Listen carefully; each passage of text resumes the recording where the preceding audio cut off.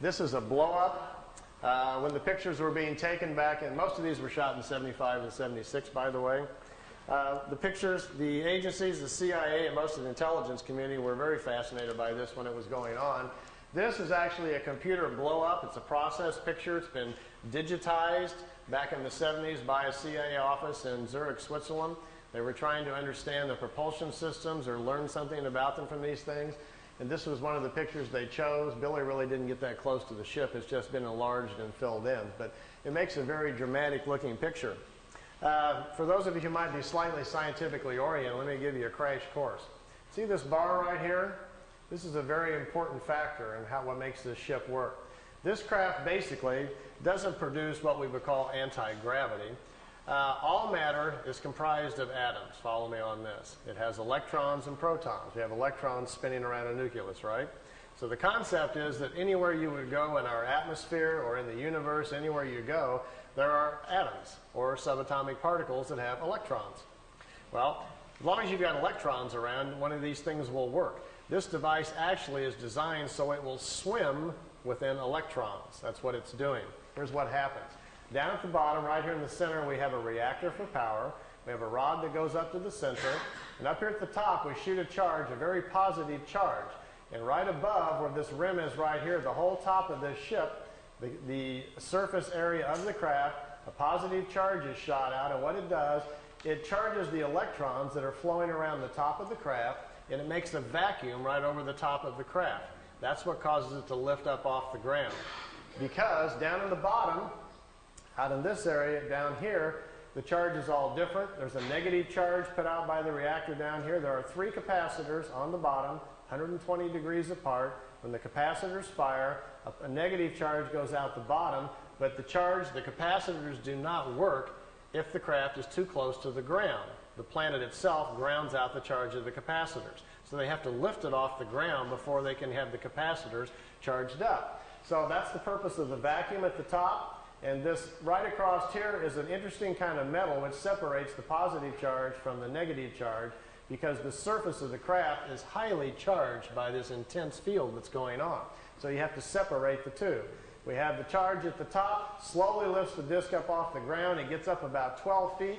The capacitors down at the bottom, there are 3 of them. They're a triangle form down at the bottom, charged up. As soon as they kick in, the flow of electrons then moves down the side of the ship, gets out to the edge, and electrons have a very peculiar nature. They will not turn a corner. And when electrons get out to the edge of the right out here, they accumulate. And this accumulation, as soon as the charge gets high enough and they accumulate to a certain point, a field goes all the way around the craft, and that's what you see glowing at night if you see a disk. When the field gets up to a certain frequency, voila, we've got propulsion. The ship is then isolated within its own gravitational or magnetic field, and at that point, basically, the bottom of the ship is chasing the top of the ship, which is in a vacuum. And you've got a way to move a craft around.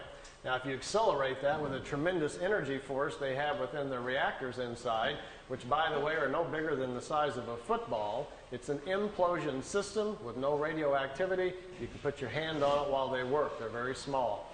That creates a strong enough energy field that you can move around anywhere you want to go.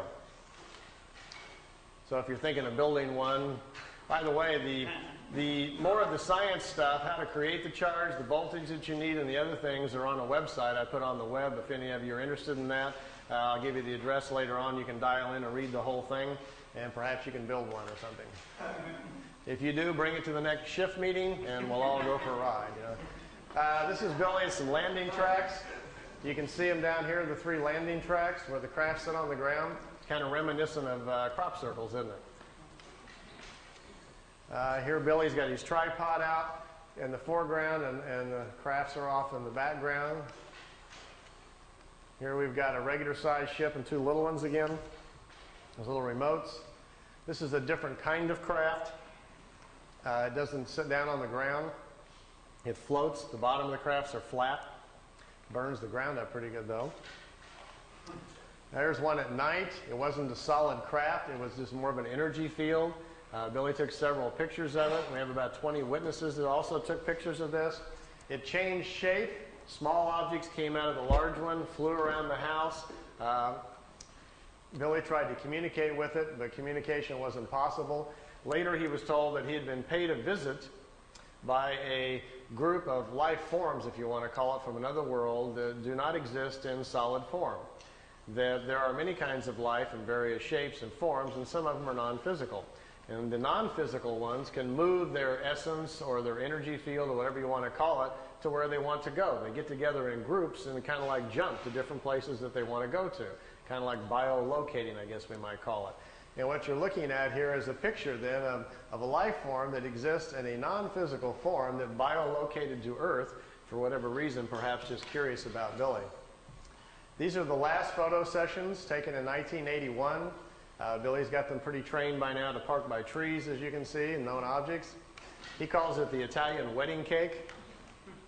The balls on top of it were experimental. They apparently have since dropped that design and no longer needed, but this is a matter displacement device. They first acquired the knowledge to transmit, or you might say teleport, their crafts on their very large crafts first, and then they're downscaling the technology here to the little ones. There's also a movie film of this coming in and zipping around the tree that he shot at the same time. And here we are coming in around behind the house. How would you like this to come floating through your back window? You look out and here's coming down in front of the house. That's where Billy lives in Schmidruti. Like they say in Men in Black, some swamp gas reflected off of Venus, and you gotta. Well, as you can see, this is why this case has been about the most controversial in UFO history, because with these kinds of things to look at and talk about, it gets everybody pretty charged up. And here they are leaving at night, taking off from the house. The film imbalance causes it to look gold. The craft is actually silver.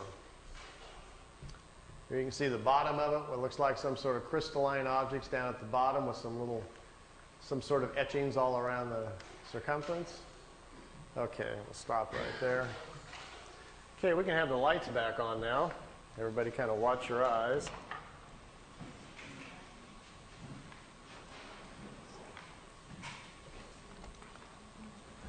We're back.